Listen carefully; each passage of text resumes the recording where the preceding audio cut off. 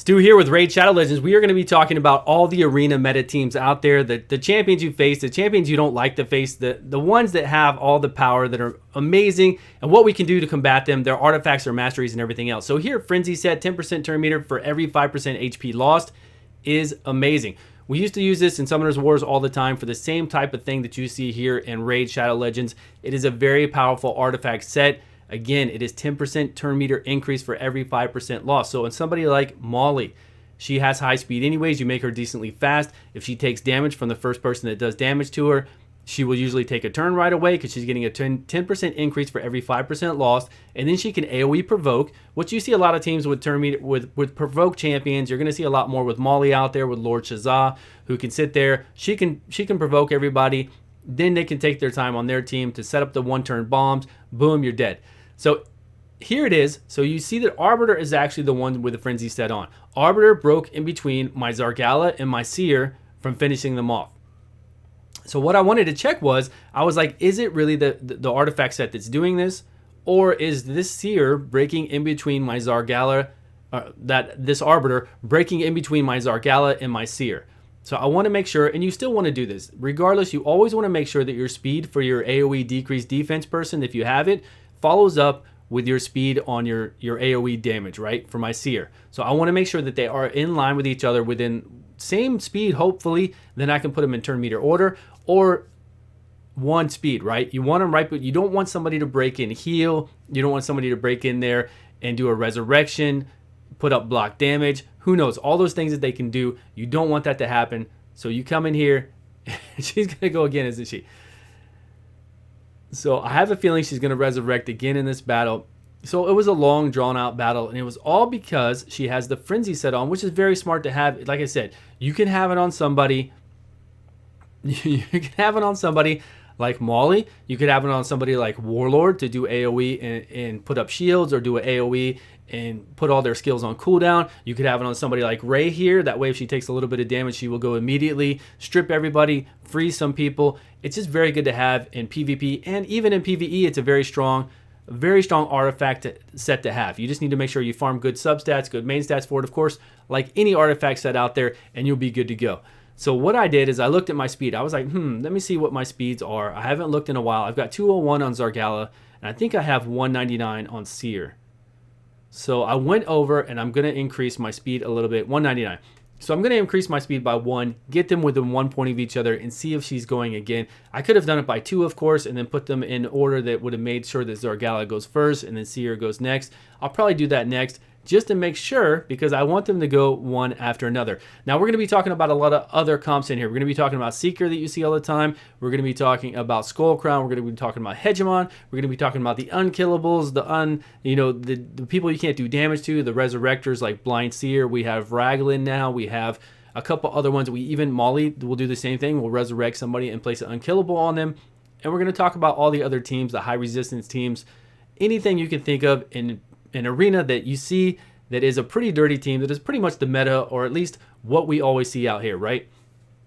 So again, I'm coming back to this team. Now I'm hoping that my attack will not be broken into, their Arbiter will not go and resurrect anybody, and my Seer will be able to go and kill them all.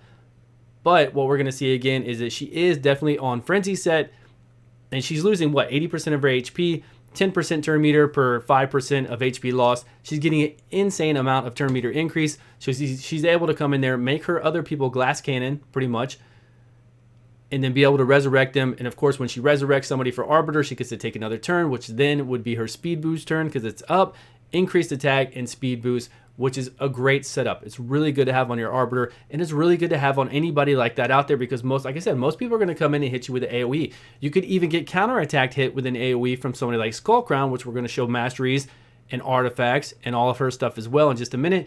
But you could get counterattacked AoE hit like that from Skull Crown, and again, it would make one of your guys jump up and go if they had that artifact set on, and probably save your team depending on what person it is. If it's somebody like Sir Nick, they come in and put unkillable on everybody, hey, you're good to go then, right? So you've got those ways to come in there and do it. So that's a beautiful way to use the Frenzy set. So if you have the set, do not ignore it. Make sure you keep the really good substats of it. Make sure you think about who you want in Arena or somewhere else that you could use to have that person use it. So here's the most seen 2 champions in Arena I think that I've always seen. Seeker and Skullcrown.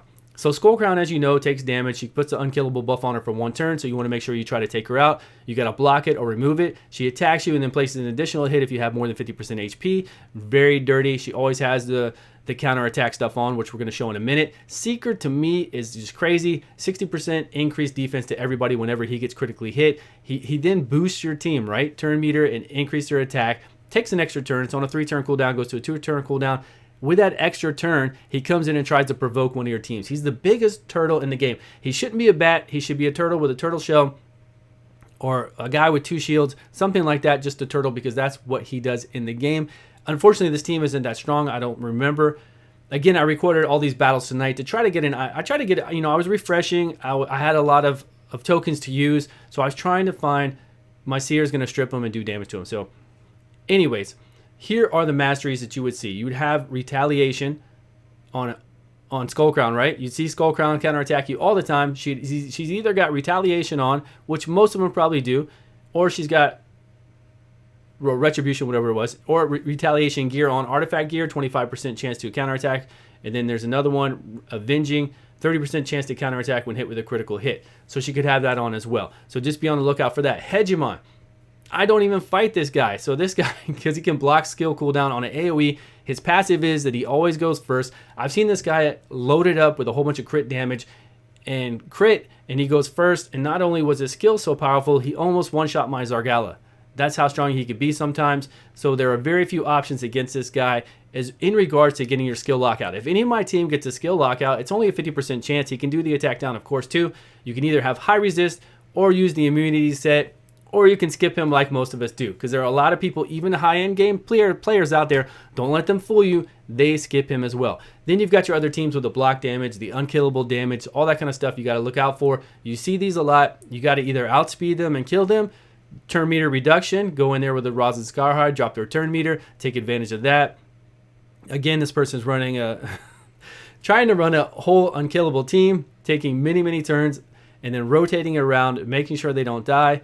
That's fine.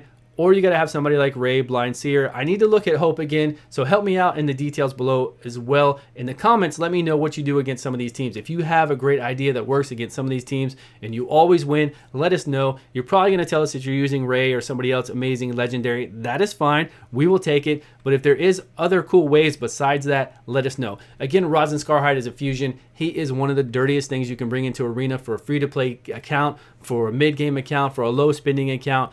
If you can fuse him, the ability for him to do a turn meter decrease, you get his speed up decent, you get his accuracy up enough, it works wonders. He's very good in this game.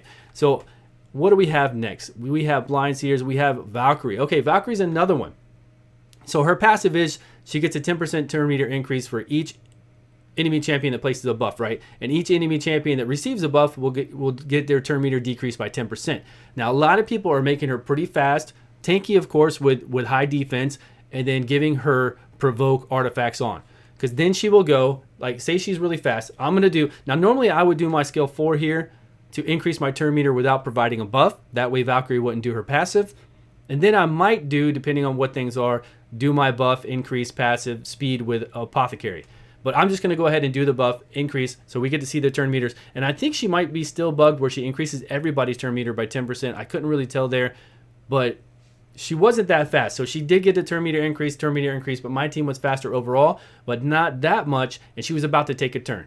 So again, for her, if you have the provoke set, you can make her relatively fast and give her good defense. Valkyrie is a very good one you're going to see in Arena.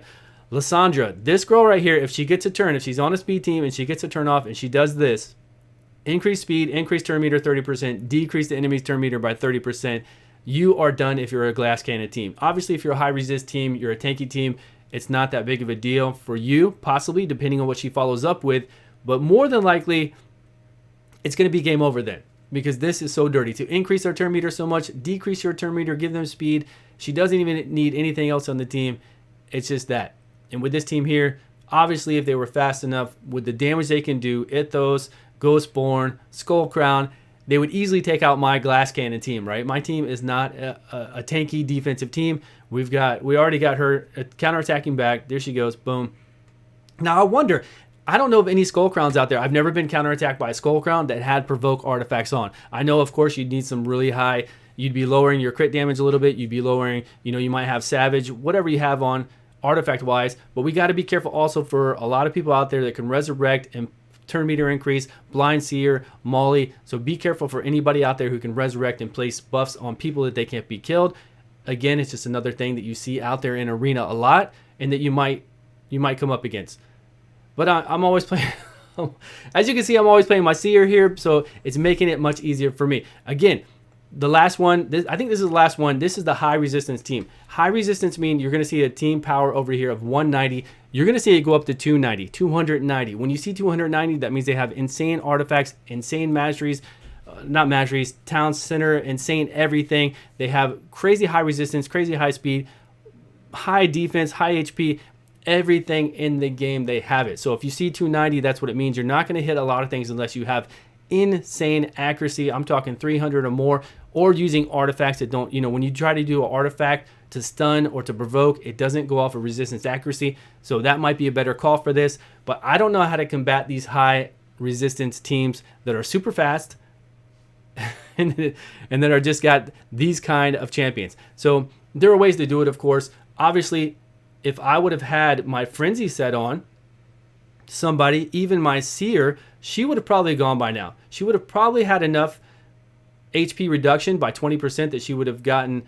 For sure, she would have gone. I could have tried to strip everything. Depending on what the resistance is to my accuracy, I could have probably taken them out. So maybe I'll go do that with my Seer and see what I can do about it. But those are mainly the teams we see out there. Please let me know in the comments below what you see the most of or how you combat those types of teams. This is the arena metas that we see. That's their masteries that they use. Those are the artifacts that I've seen used. So let me know. Let me know what you think about these teams, because there are a lot of dirty teams out there. They can turn meter depletion. I didn't show that as well. So you got to be careful for that. Look out for the turn meter depletion from Rosin Scarhide. I did mention it, of course, as a team to use against a lot of people. It's fantastic. But that's really all I've got for arena that I saw today. For the most part, that covered pretty much most of the arena teams I see out there. There are a lot of dirty things, a lot of stuff I've got to skip when it comes to Hegemon. Anything else, I at least try it out. Like a team like this, I will not run away from it. I will at least try it out, see what I can do to improve. And I think this video has helped me improve, because I'm going to try to find a way to beat this. And I believe with the Frenzy set, I can do it with some switching around, maybe with Seer, something else. We'll see what can happen. Anyways, thanks so much for your time. I appreciate you all for watching. Thank you all so much for the support, and I will see you all on the next video.